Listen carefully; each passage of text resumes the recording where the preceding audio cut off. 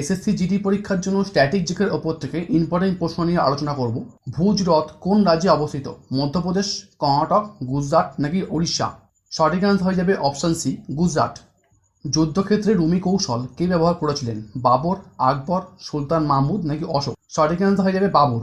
নৌচণ্ডী মেলা ভারতের কোন রাজ্যে অনুষ্ঠিত হয়? হরিয়ানা, রাজস্থান, উত্তরপ্রদেশ নাকি জম্মু কাশ্মীর? রাইট অ্যান্সার হয়ে যাবে উত্তরপ্রদেশ। বুদ্ধদেব দাশগুপ্ত কোন বাদ্যযন্ত্রের সঙ্গে যুক্ত ছিলেন? সেতার, সরোদ, বেহালা নাকি তবলা? সঠিক অ্যান্সার হয়ে যাবে সরোদ। খানটুম কোন রাজ্যের প্রচলিত নৃত্য?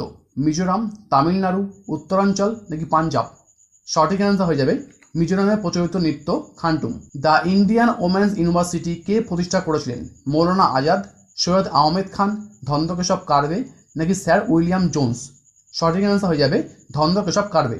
এইরকম ছোটো ছোটো ক্লাসের জন্য চ্যানেলটিকে সাবস্ক্রাইব করে রাখতে পারো, আর ক্লাসটি ভালো লাগলে বন্ধুকে শেয়ার করে দিও।